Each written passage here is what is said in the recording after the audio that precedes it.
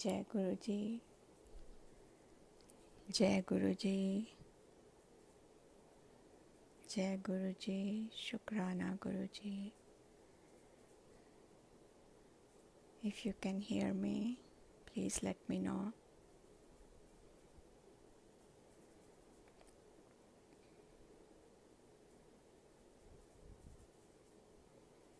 शुक्राना गुरु जी।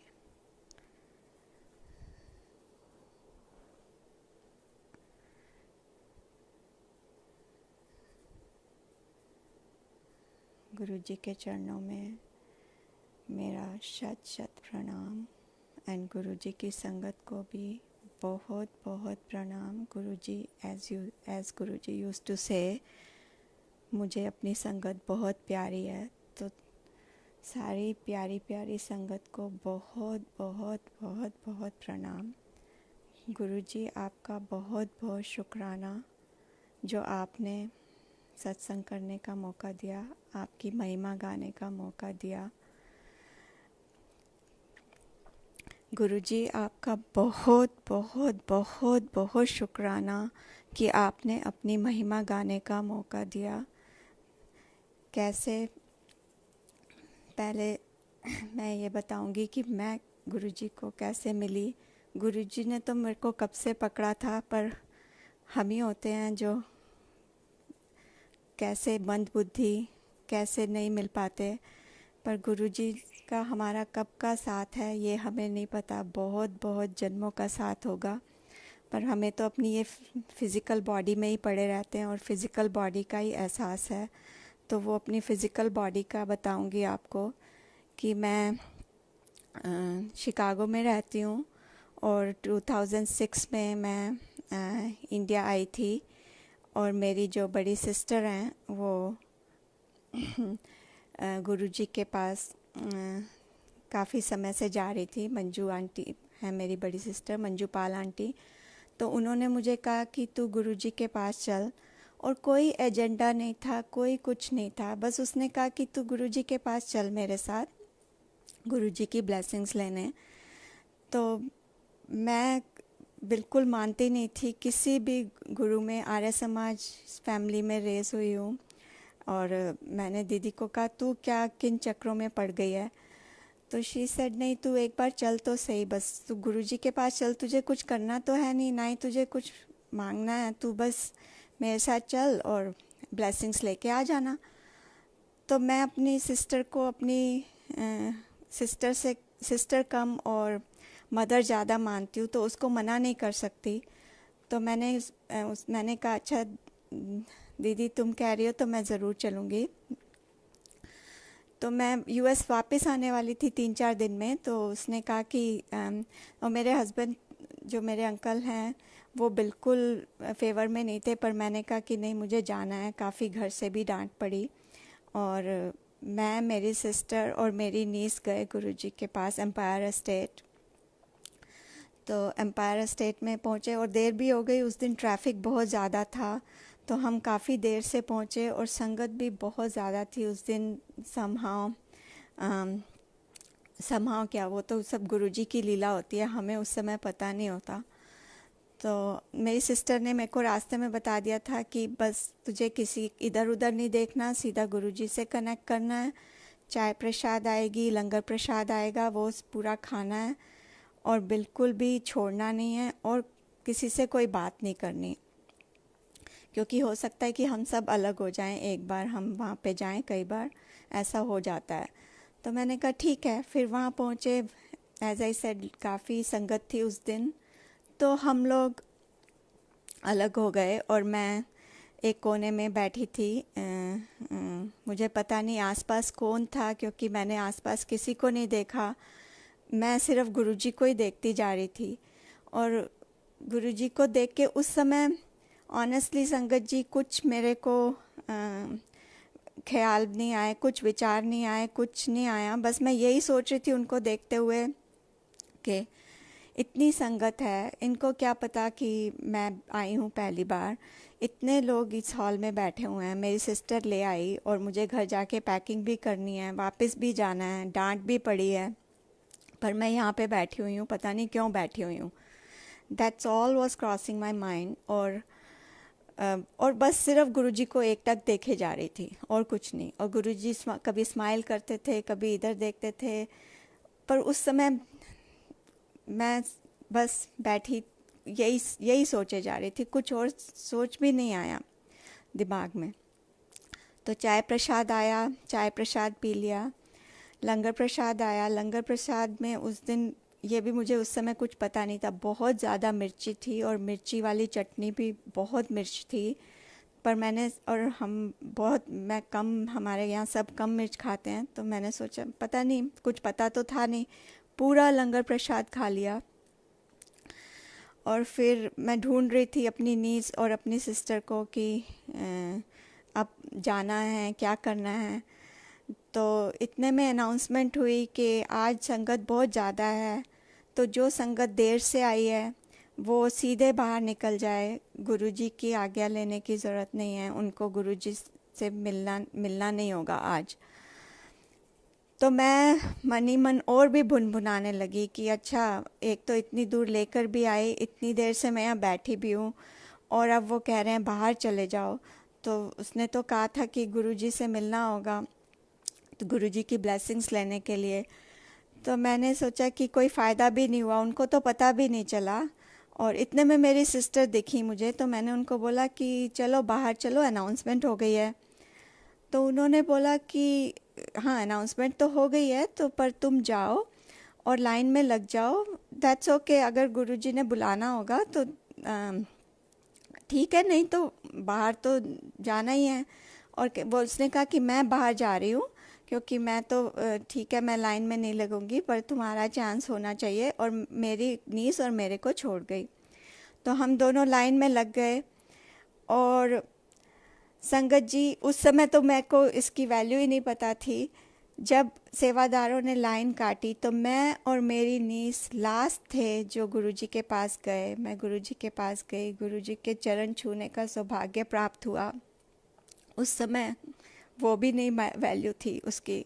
आज वो क्षण हर समय याद करती हूँ कि मैंने गुरुजी के चरण छुए और गुरुजी को कहा कि गुरुजी, मैं आपसे यूएस से आई हूँ आपकी ब्लेसिंग्स लेने के लिए। बस गुरुजी ने देखा तो हल्का सा मुस्कुराए और दैट्स इट, और मैं बाहर आ गई। और उस समय भी मुझे कोई फीलिंग नहीं आई।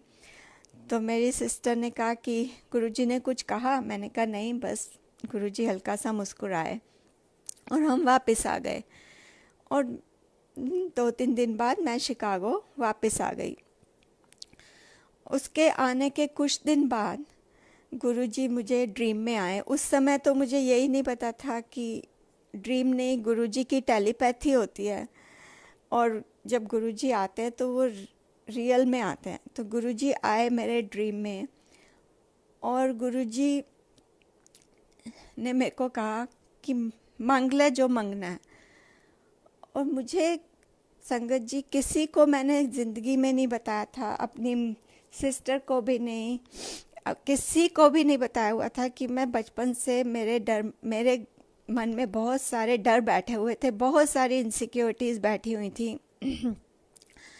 जो गुरुजी जैसे कहते हैं ना, गुरुजी तो जानी जान है, वो तो सारी संगत के मन के भाव पढ़ लेते हैं। तो मेरे मुंह से निकला, गुरुजी मेरा डर दूर कर दो। तो गुरुजी गए और ओपन जीप लेकर आए। उन्होंने कहा बैठ अंदर। तो मुझे ये भी नहीं पता था कि गुरुजी पंजाबी बोलते हैं, पर पंजाबी में बात कर रहे थे।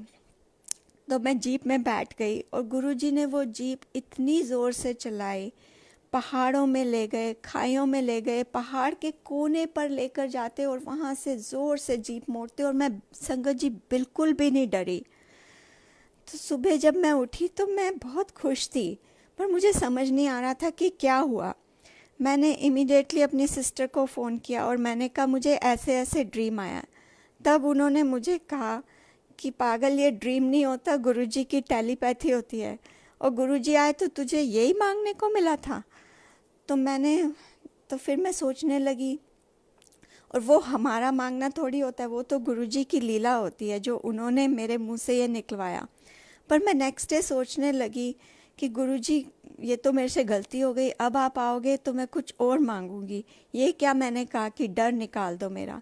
पर सच में उस दिन के बाद से मेरे मेरे को इतनी इनसिक्योरिटी रहती थी, इतना डर रहता था, सारे मेरे डर दूर हो गए। मुझे लगता था कि मैं इतनी दूर यूएस जब आई थी अकेली, तब से 91 में आ गई थी, और हमेशा ये लगता था कि कभी कुछ हो गया तो मैं कैसे हैंडल करूँगी। तब तो फ़ोन भी इजी नहीं था, इंडिया कॉल करना भी बहुत मुश्किल होता था तब।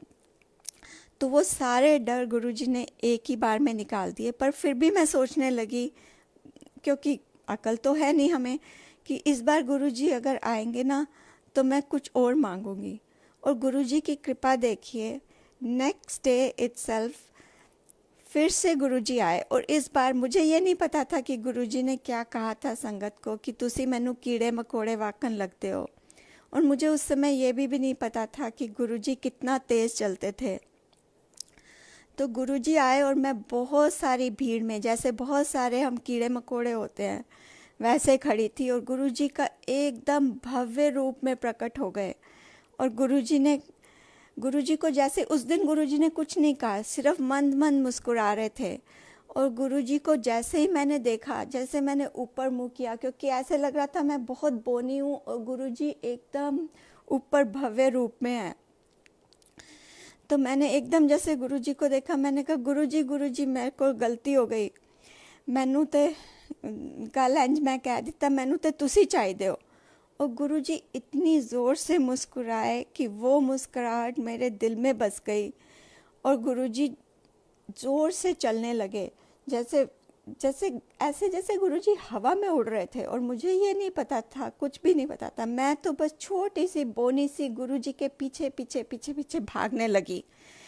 और संगत जी, वो दिन है और आज का दिन है, मैं गुरुजी के पीछे पीछे ही भागती हूँ, छोटी सी बोनी सी, छोटे छोटे जैसे हम हैं।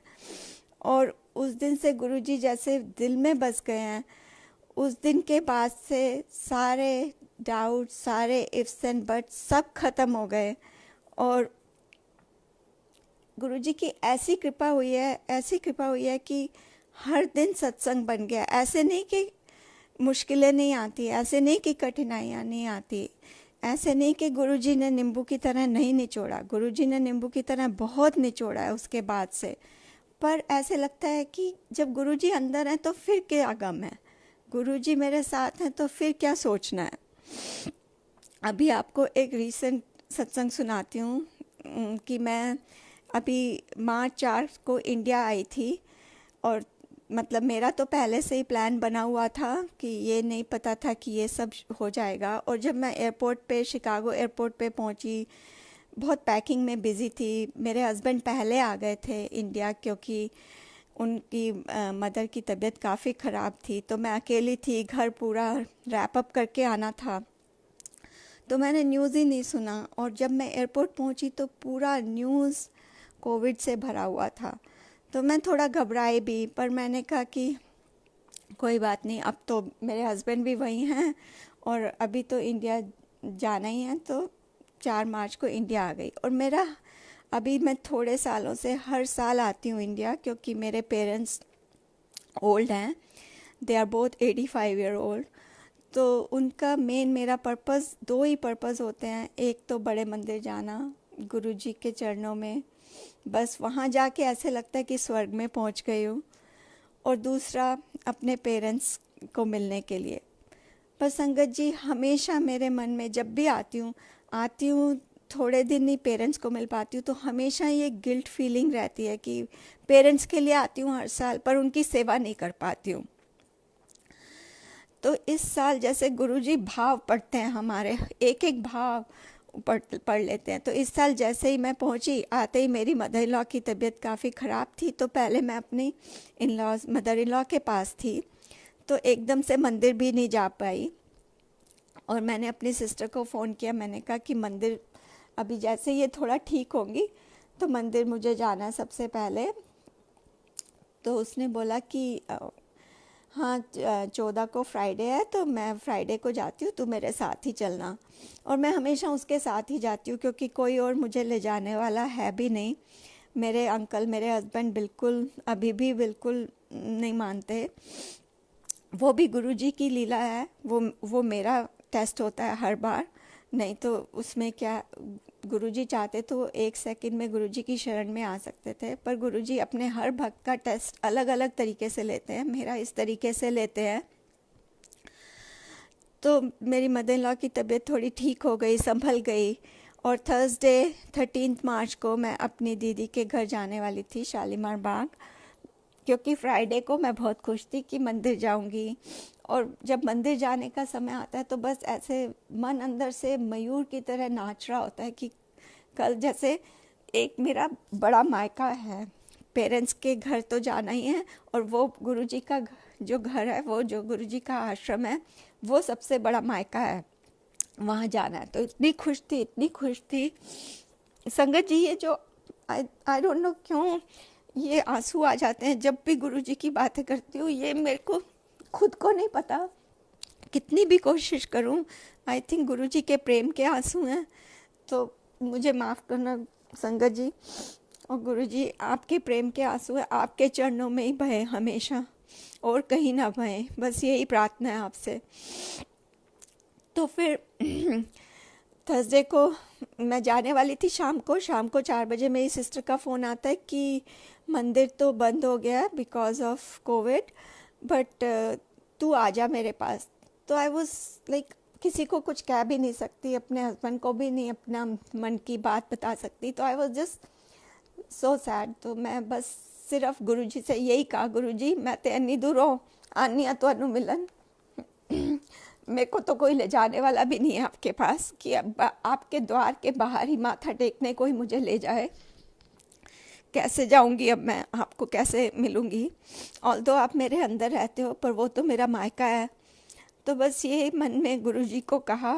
तो मेरी सिस्टर को मैंने कहा फिर मैं नहीं आती। शी से मैंने कहा मदर इन लॉ भी अभी थोड़ी थोड़ी ठीक हुई है। शी से नहीं, आ जा, एटलीस्ट एक दिन स्पेंड कर जा, तो मिलना भी हो जाएगा। तो आई सेड ओके। तो थर्सडे मैं आ गई उसके यहाँ, पर मन में यही था कि कल मंदिर बंद हो गया, और वो तो सेफ्टी मेजर्स हैं, वो तो होना ही है। सेफ्टी मेजर्स तो बहुत इम्पॉर्टेंट है ऐसे टाइम में, वो भी दिमाग में आ रहा था। तो रात को अराउंड 11 बजे एक अंकल का फ़ोन आता है, कोचर अंकल हैं, उनका फ़ोन आता है। वो हर फ्राइडे को दूध की सेवा करते हैं, और उनका फ़ोन आया मेरी सिस्टर को। उन्होंने बोला कि मेरे को सेवा मिली है कि कुछ बहुत सारा नहीं, बस दूध लेकर जाना है। तो मैंने कहा उन्होंने कहा कि आपको भी चलना है। तो मेरी सिस्टर ने मेरे को पूछा, और मैंने कहा नेकी और पूछ मैंने उसको कहा प्लीज़ प्लीज़ प्लीज़ प्लीज़ उनको कहो कि हमको भी उनके साथ चलना है। तो उसने उनको बोला हाँ जी ज़रूर। तो उन्होंने कहा कि आप 12 बजे बिल्कुल रेडी रहिएगा, और मैं आ जाऊंगा आपको पिक करने के लिए। तो मैं तो अंदर से इतना नाचने लगी, गुरुजी को बार बार थैंक यू बोलने लगी, गुरुजी थैंक यू आपने बुलाया।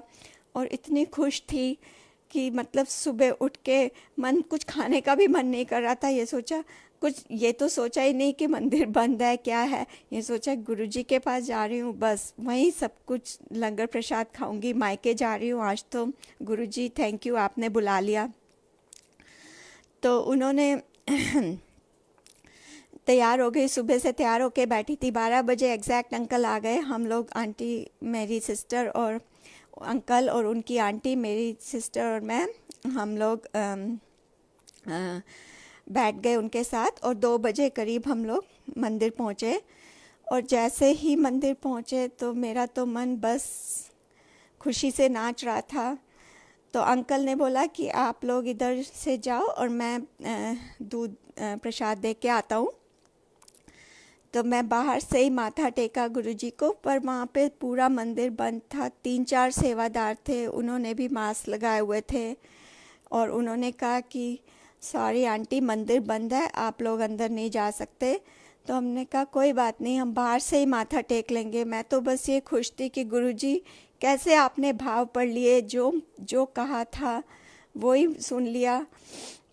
और अंकल वहाँ गए दूध देने के लिए, तो उन्होंने दूध प्रसाद भी नहीं लिया। उन्होंने कहा नहीं अंकल मंदिर बंद है, आपको गलत इन्फॉर्मेशन आ गई या आपको इन्फॉर्मेशन अपडेट नहीं हुई रात को सेवा सॉरी कोऑर्डिनेटर से कुछ भी जो मिसकम्युनिकेशन हुआ, I don't know what happen, but वो I know why it happen, क्योंकि गुरुजी ने अपने एक भक्त को बुलाना था जो अरदास की थी, वो सुनी थी। और वो अंकल भी इतना हैरान हुए कि इतना कैसे मिसकम्युनिकेशन हो गया कि मैं इतना दूध लेकर आया और उन्होंने एक थैली भी दूध की नहीं ली। उन्होंने कहा नहीं अंकल सब कुछ बंद है, and they were totally right, सब कुछ बंद था।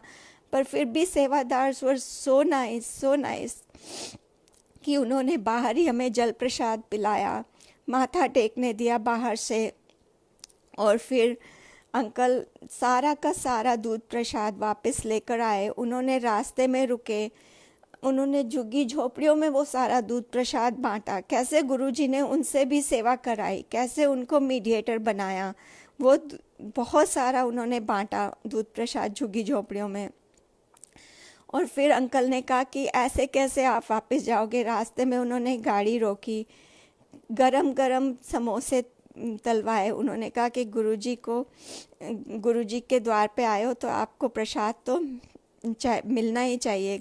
तो गरम गरम समोसे उन्होंने हमें चाय प्रसाद नहीं, क्योंकि चाय नहीं बन रही थी, कुछ ठंडा था, आई थिंक पेप्सी और पानी था, क्योंकि गर्मी बहुत थी। और समोसा प्रसाद गाड़ी में ही खिलाया और हम वापस आए। तो ये है हमारे गुरुजी, ये है हमारे गुरुजी की महिमा कि कैसे वो एक एक हमारे भाव को जानते हैं। इसलिए गुरुजी हमारे भाव भी शुद्ध हों, हमारे विचार भी शुद्ध हों।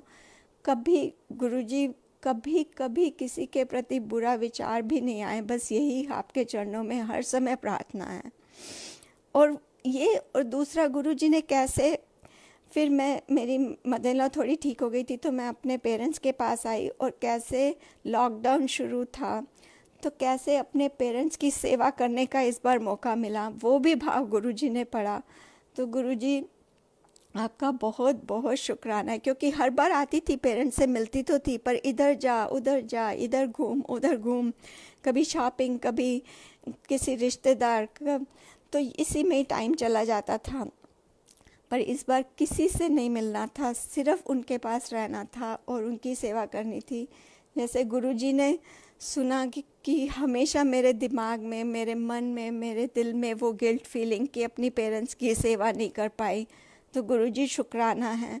तो ऐसे है हमारे गुरुजी, हर लॉकडाउन को भी कैसे उन्होंने सत्संग में बदल दिया है, हर जगह जगह सत्संग, रोज़ सत्संग, और कैसे गुरु परिवार को ग्लोबल परिवार बना दिया, कैसे हम सब जुड़ गए, no matter where we are sitting but we are connected with one thread. कैसे गुरुजी ने, पहले हम कहीं और बैठे थे, कहीं और किसी संगत को जानते थे, पर अब हर संगत को जानती है और उनको पता है ये पूरा परिवार गुरु परिवार है।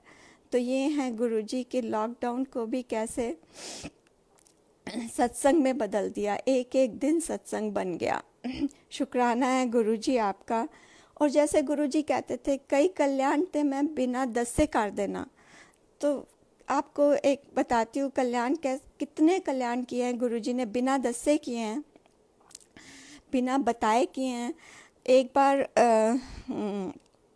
मैं, अब मेरी बेटी है, मेरी छोटी बेटी है, वो 11th ग्रेड में थी और उसने नई नई गाड़ी चलानी सीखी थी और उसकी फ्रेंड्स ने भी, और उसने मुझे कहा कि मम्मी मुझे एक कॉन्सर्ट में जाना है, और concert was an hour away और रात को था कॉन्सर्ट।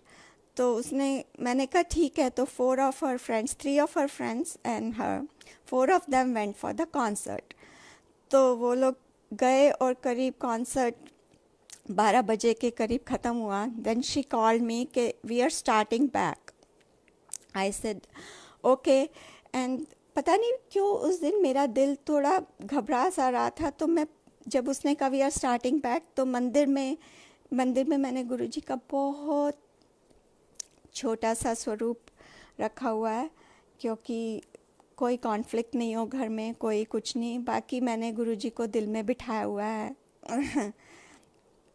तो मैंने गुरुजी के साथ बैठी रही, कुछ नहीं, बस गुरुजी से बातें करती रही। 1 घंटे बाद वो आई, तो मैंने कहा everything okay? She said yeah everything is fine. 1 बजे रात को वो आई। She said why are you still awake? मैंने कहा बस ऐसे ही बैठी थी। तो वो सो गई और मैं भी सो गई। And next morning she woke up and she said you won't believe what happened last night. I said what happened? She said I didn't want to tell you, I didn't want to shake you up, I was pretty shaken up last night. I said but what happened? She said that we were coming and there was lot of construction. तो उसने बोला कि बहुत construction हो रही थी road पे और रात का समय था, 12 बजे के बाद का, और ऑलमोस्ट 50 मिनट का रास्ता है वो जहाँ गए थे शिकागो से, और स्पीड भी यहाँ पे बहुत ज़्यादा होती है। तो उन्होंने पूरी एक लेन बंद की हुई थी और एक ही लेन खोली हुई थी जाने की और एक लेन आने की। तो बोलती है कि मेरी फ्रेंड ड्राइव कर रही थी और मैं आगे की सीट पे बैठी थी और दो फ्रेंड्स पीछे की सीट पे बैठी थी। और बोलती है कि एक आगे से पिकअप ट्रक आ रहा था, इतनी स्पीड से आ रहा था और वो गलत लेन में आ रहा था, वो हमारी लेन में आ रहा था, हमारा हेड ऑन कोलिजन होने वाला था। कहती है मेरी फ्रेंड तो इतना घबरा गई कि उसने स्टीयरिंग ही छोड़ दिया। कहती है पता नहीं मुझे क्या हुआ। कहती है मैंने स्टीयरिंग अपने हाथ से लिया और राइट को स्टीयर कर दिया और वो ट्रक ने रियलाइज़ नहीं किया, प्रॉब्ली ही वॉज ड्रंक। कहती है वो हमारे को साइड से पूरा स्क्रैप करता हुआ हमारा साइड मिरर तोड़ता हुआ चला गया और रुका भी नहीं। कहती है हम तो इतना घबरा गए कि हम रुके नहीं, धीरे धीरे आ गए, पर हम चारों बहुत डरे हुए थे। एक तो नई नई ड्राइविंग सीखी थी। तो मैंने उसको बताया भी मैंने, और गुरुजी को कितना शुक्राना किया। गुरुजी जैसे गुरुजी ने उसकी जैसे गुरुजी कहते थे ना, मैं अपने भक्तां दी लाइफ वास्ते होरां दी भी लाइफ ब्लेस करदा, तो उसको बचाया और उसकी फ्रेंड्स को भी बचाया। और जैसे कहते गुरुजी बिना दस से कल्याण किया। तो शुक्राना है गुरुजी, आपका बहुत बहुत शुक्राना है। एक और सत्संग सुनाना चाहूँगी। एक बार हम गुरु पूर्णिमा पे इंडिया आ रहे थे और इस बार हम चारों आ रहे थे। आई थिंक 2008 की बात है जहाँ तक मुझे ध्यान है। तो मैं बहुत खुश थी क्योंकि नेक्स्ट डे गुरु पूर्णिमा थी और उतरते ही मैं तो सीधा बड़े मंदिर जाने वाली थी। मेरी सिस्टर आंटी मुझे पिक करके ले जाने वाली थी और मेरे हस्बैंड और बच्चे मेरे इन लॉज के यहाँ जाने वाले थे, क्योंकि मेरे हस्बैंड ने कहा से मैंने परमिशन ले ली थी कि मैं अकेले ही he was like, he said okay you can go right away to the temple. I said this time I have to go, Guru Purnima है, मुझे गुरुजी के पास जाना है। तो मैं बहुत खुश थी कि सीधे इस बार बड़े मायके जाने का मौका मिलेगा। तो हम लोग एज़ यूजुअल, बच्चे थोड़े छोटे भी थे उस समय, सब घर पैक करके जब तक एयरपोर्ट पहुँचे थोड़ा देर हो चुकी थी। और उस समय अमेरिकन एयरलाइंस की डायरेक्ट फ़्लाइट चलती थी शिकागो से दिल्ली। तो हम लोग ने चेक इन किया एंड चेक इन करने के बाद उन्होंने कहा flight is oversold, but we said okay. And फिर हमें जब उन्होंने गेट पे पहुँचे बोर्डिंग पासेस के लिए, तो they said since you are little late and flight is oversold, so you have been bumped to a flight tomorrow. तो हम आप लोग कल जाएंगे और आप लोग बैठिए, जब फ़्लाइट जाने से आधा घंटा पहले हम लोग आपको होटल वाउचर देंगे और आपको रात को होटल में ठहरना है। तो my husband my kids were fine कि ठीक है एक दिन देर से पहुंच जाएंगे, पर मैं तो बहुत दुखी हो गई। मैंने कहा गुरुजी ये क्या हुआ, मुझे तो आपके पास गुरु पूर्णिमा पे आना था और अब एक दिन देर से पहुंचेंगे तो जाने का फ़ायदा ही क्या है। बस यही सोचे जा रही थी बार बार और चुपचाप बैठी थी। तो मेरे हस्बैंड ने कहा तुम इतनी चुप क्यों हो गई हो? मैंने कहा नहीं कोई बात नहीं, ऐसे ही। तो फिर फ़्लाइट बोर्ड करनी शुरू हो गई। आधा घंटा रह गया, अब इनफैक्ट 20 मिनट रह गए। तो 20 मिनट बाद फ़्लाइट जाने में तो दे अनाउंस्ड आवर नेम्स। तो मेरे हस्बैंड ने कहा मैं होटल वाउचर लेकर आता हूँ एंड फिर हम चलते हैं। I said that's fine and then he went and came back and he said you won't believe what happened. तो मैंने कहा कि क्या हुआ? उन्होंने कहा कि हम चारों को उन्होंने इसी फ्लाइट में बिजनेस क्लास में अपग्रेड कर दिया है।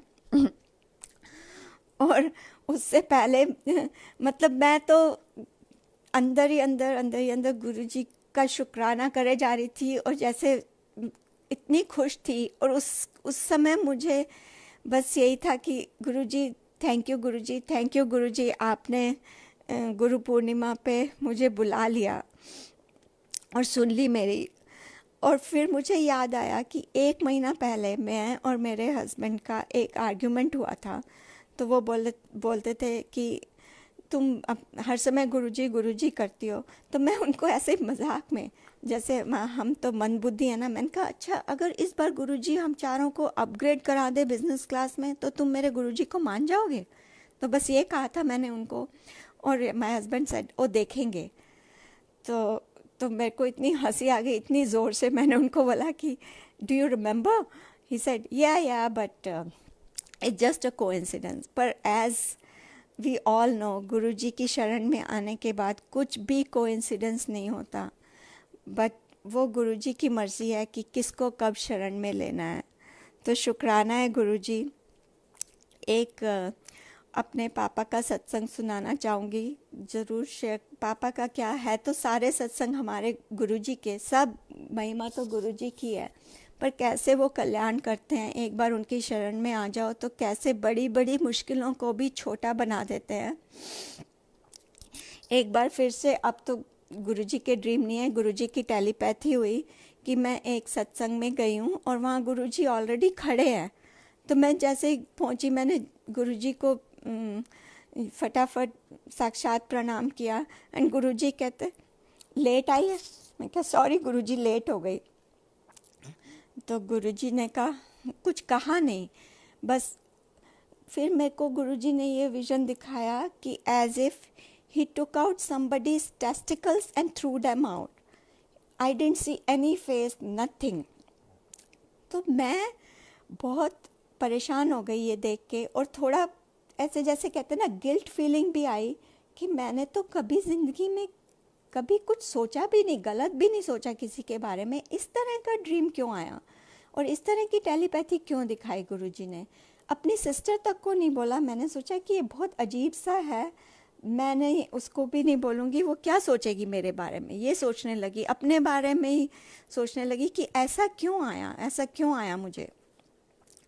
फिर 3 दिन बाद अपने पेरेंट्स से बात करी थी, तो पापा ने बोला कि मुझे प्रोस्टेट कैंसर डिटेक्ट हुआ है। तो मैं, ये आई थिंक 3-4 साल पहले की बात है। तो जैसे ही उन्होंने बोला कि मुझे प्रोस्टेट कैंसर डिटेक्ट हुआ है, I right away connected the dots कि गुरुजी ने तो इनको पहले ही ब्लेस कर दिया है, पहले ही निकाल दिया और फेंक दिया उसको, कैंसर को। तो तब जाके समझ में आई। तो मेरे को बिल्कुल भी टेंशन नहीं हुई।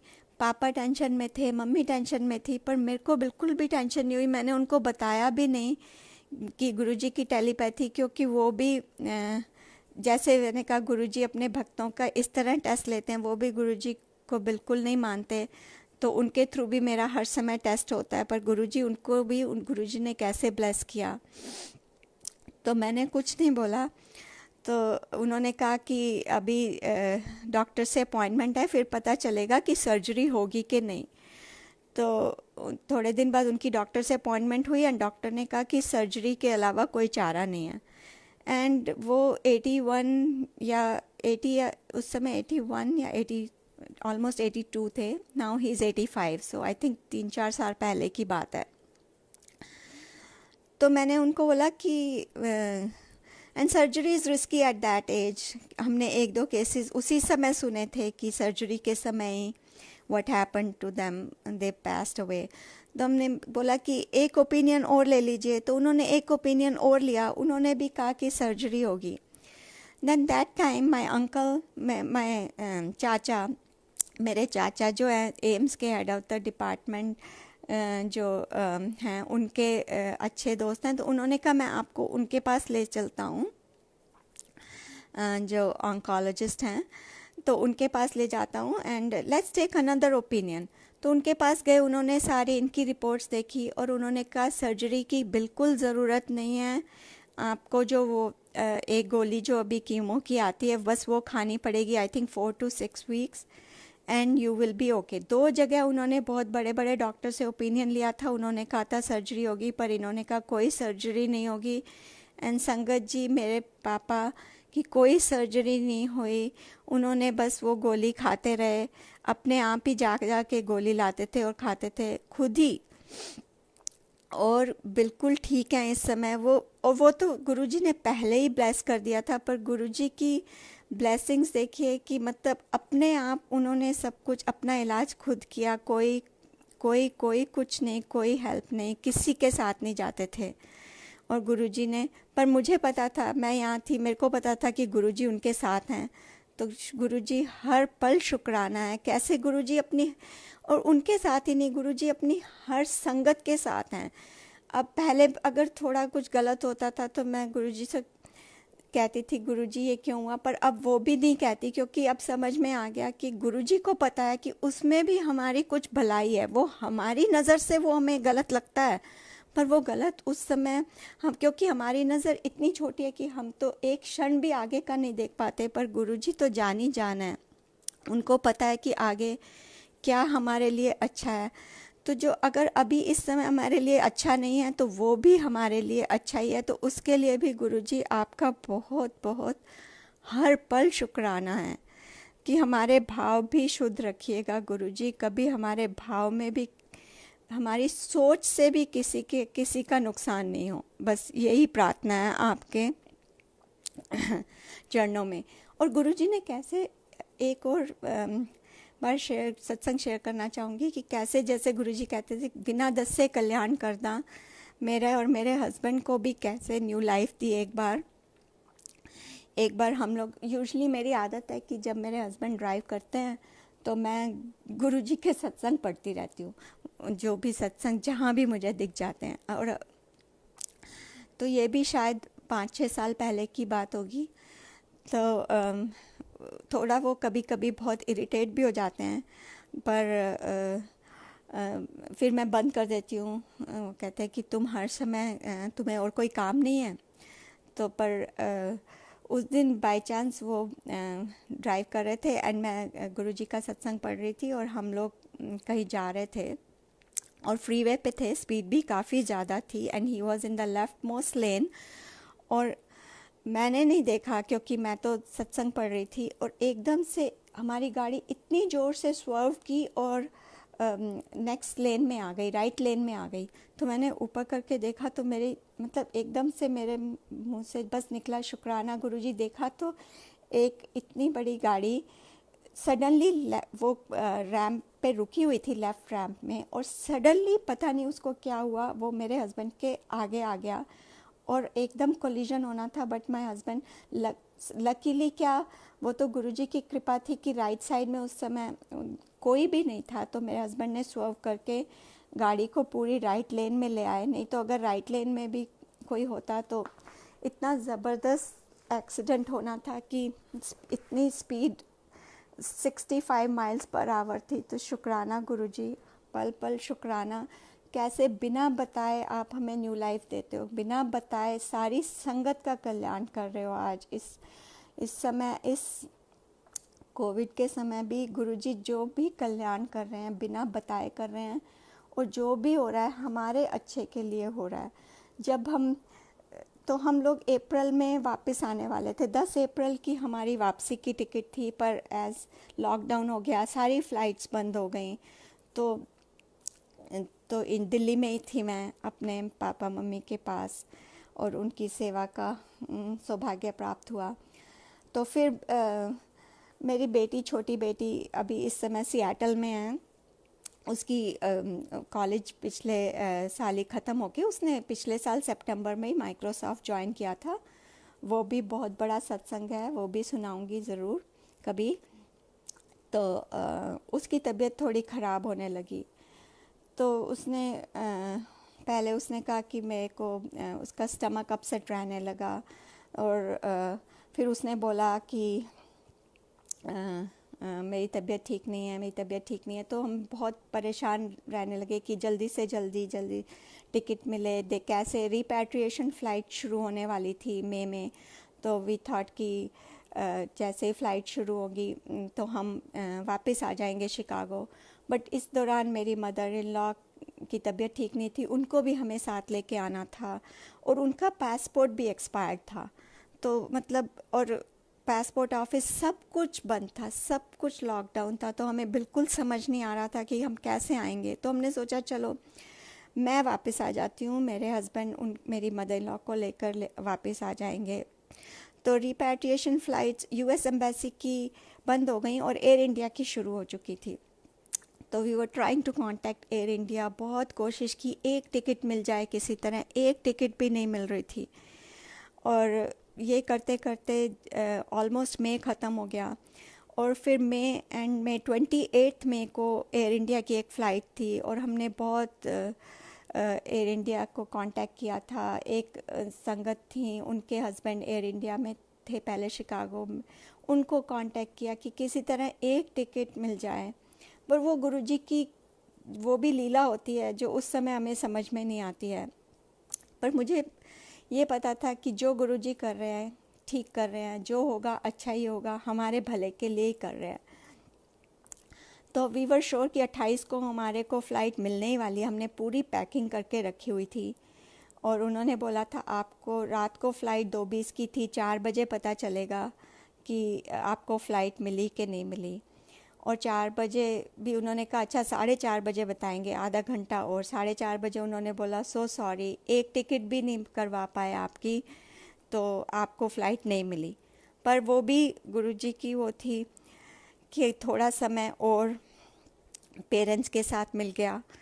तो उसके बाद मेरी एक फ्रेंड आई हुई थी, तो हमने सोचा चलो 5 तारीख को एयर इंडिया की फ़्लाइट थी, तो हमने कहा वो ट्राई करते हैं। तो उन्होंने कहा जैसे ही बुकिंग खुलेगी आधा घंटा पहले ही आप लैपटॉप पे कंप्यूटर पे बैठ जाना और आपको बुकिंग मिल जाएगी। तो मैं, मेरा हस्बैंड के ब्रदर इन लॉ, मैं फ़ोन पे एयर इंडिया से और वो लैपटॉप पे, फिर भी एक भी टिकट नहीं मिली, एक भी टिकट। मेरे हस्बैंड भागे भागे एयर इंडिया के ऑफिस भी गए। वहाँ पता चला कि उन्होंने बताया इट सीम्स कि फर्स्ट 7 मिनट्स में ही लोग पता नहीं कब से बैठे थे, सारी फ़्लाइट सोल्ड आउट हो गई थी। तो अब हमने सोचा 4 की भी टिकट नहीं मिलेगी। एंड बेटी घर आई हुई थी Chicago and she was saying I am going back, उसकी वापसी की भी टिकट बुक थी।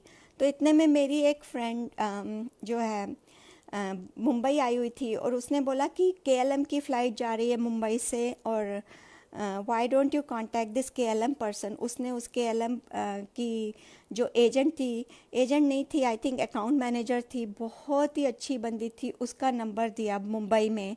तो मेरे हस्बैंड ने उसको कॉल किया and she was the nicest person around. She said, I totally understand. She said, I would not recommend you that you take a flight from Mumbai क्योंकि आप लोग दिल्ली में हो। अगर आपकी फ़्लाइट दिल्ली वाली फॉर सम रीज़न कैंसिल हो जाती है तो इंटरनेशनल फ़्लाइट आपकी वेट नहीं करेगी। तो उसने एक दिल्ली में केएलएम कॉन्टैक्ट नंबर दिया किसी का। तो मेरे हस्बैंड ने उनको कॉल किया एंड दैट पर्सन सेड कि 4 रात को केएलएम की एक फ़्लाइट दिल्ली से जा रही है, आपको उसमें जाना है? तो my husband said yeah definitely. He said give me few hours and let me see if I can get you 2 tickets on that flight. तो जब 2 घंटे बाद उसने कहा पेमेंट कर दो, आपकी बुकिंग हो गई है 4 रात की। Then my husband said okay, और उन्होंने पेमेंट कर दी। फिर मेरे हस्बैंड को दिमाग में आया कि चेक तो करूं कि हमारी बुकिंग हुई भी है, पेमेंट भी चली गई है। तो वो ऑनलाइन गए, उन्होंने चेक किया, वो फ़्लाइट कहीं भी नहीं आ रही थी ऑनलाइन, इवन केएलएम की वेबसाइट पे भी नहीं आ रही थी संगत जी। तो उसी दौरान मैं रोज़ सत्संग सुनती थी और उसी दौरान मैं सत्संग सुन रही थी। आई थिंक वरुण अंकल का सत्संग था जूम पे या किसका था, आई डोंट रिमेम्बर कहाँ पे। उन्होंने कहा कि कैसे गुरुजी ने एक बार अपने भक्तों के लिए श्रद्धा एक्सप्रेस चलाई थी बिना बताए। तो मेरे को एकदम दिमाग में मैंने अपने हस्बैंड को बोला हमारी बुकिंग कंफर्म्ड है। ही सेड फिर भी उन्होंने उस बंदे को जो दिल्ली कांटेक्ट था उस केएलएम का, उसको बार बार फ़ोन किया, उसने फ़ोन उठाना ही बंद कर दिया। तो देयर वाज नो वे कि हम चेक कर पाते कि हमारी बुकिंग हुई है कि नहीं। Then my husband call this person, KLM's account manager in Mumbai, and उसने कहा लेट मी चेक। उसने चेक किया, उसने कहा हमारे सिस्टम में आप बुक्ड हो, फ्लाइट जा रही है। मेरे हस्बैंड ने बोला कि ये फ़्लाइट तो कहीं भी नहीं आ रही है, आपकी अपनी वेबसाइट पे भी नहीं आ रही है, फॉरगेट अदर वेबसाइट। तो she said oh there must be some glitch in the system, I don't know ये फ़्लाइट क्यों नहीं आ रही है, पर ये फ़्लाइट जा रही है दिल्ली से। एंड संगत जी, हम उस फ्लाइट से, एयर इंडिया की फ़्लाइट से एक दिन पहले शिकागो पहुंच गए। ऐसे हैं हमारे गुरुजी कि कैसे उन्होंने अपने भक्तों, कैसे तब जैसे मुझे तो यही लगा जैसे श्रद्धा एक्सप्रेस चलाई थी उन्होंने, उस दिन उन्होंने केएलएम की फ़्लाइट चलाई बिना बताए, बिना कहीं किसी भी जगह एडवर्टाइज़ किए। वो फ़्लाइट आराम से हम लोग आ गए। और बाद में 6 दिन के बाद मेरी मदर इन लॉ भी, हमारे वो केएलएम ने उनको नहीं अलाउ किया क्योंकि वो यूएस पासपोर्ट होल्डर नहीं है, पर 6 दिन बाद मदर इन लॉ भी यहाँ पे आ गई। और जैसे ही मैं यहाँ आई फिर मुझे थोड़ा अपने पेरेंट्स की चिंता होने लगी कि अरे मैं यहाँ आ गई, वो वहाँ पर हैं और वहाँ पे कोई मेड्स भी नहीं आ रही हैं, दोनों 85 ईयर ओल्ड हैं, मम्मी की लेग्स में भी बहुत प्रॉब्लम है, तो कैसे मैनेज करेंगे। और लॉकडाउन भी खुल गया है, केसेस भी बढ़ रहे हैं। पर फिर मैं सोचने लगी मैं कि जब गुरुजी हैं उनके पास, तो मैं आते हुए यही कह रही थी कि गुरुजी अब आप हो इनके साथ। तो मैंने सोचा कि जब गुरुजी उनके पास है, क्यों मैं ऐसा सोचती हूँ। और एक हफ्ते बाद ही मेरे पेरेंट्स को भी, बॉर्डर पूरे खुले भी नहीं थे, किसी ने मदद की और किसी और का फ़ोन आया, वो अपनी कार में उनको बिठाकर, उनका एक छोटा सा अपार्टमेंट है देहरादून में, उत्तराखंड में, वहाँ पे ले गए जहाँ पे सारे सीनियर्स हैं और जहाँ पे बिल्कुल भी केसेस नहीं हैं। और वो दोनों के दोनों गुरुजी की कृपा से सेफ़ एंड साउंड वहाँ पे पहुँच गए। तो ऐसे ऐसे करते हैं हमारे गुरुजी, एक एक छोटी छोटी चीज़ का कैसे ध्यान रखते हैं, हर संगत का, ऐसे नहीं, एक एक संगत का, हर एक संगत के साथ हैं इस समय, हर समय गुरुजी हैं। बस गुरुजी हमें ऐसी बुद्धि दें। हर समय गुरुजी से यही प्रार्थना करती हूँ, गुरुजी जो भी हो उसमें अच्छाई है, जो भी आप कर रहे हैं वो अच्छा ही है हमारे लिए, कभी कभी वो बुरा हो ही नहीं सकता। उस समय हमें थोड़ा सा लगता है कि हाँ ये कैसे हो गया हमारे साथ, ये भी नहीं सोचे कि हमारे साथ क्यों हुआ या कैसे हुआ। उसमें जो अच्छाई होती है वो हमें समझ नहीं आती, वो सबसे अच्छा होता है हमारे लिए गुरुजी जो करते हैं।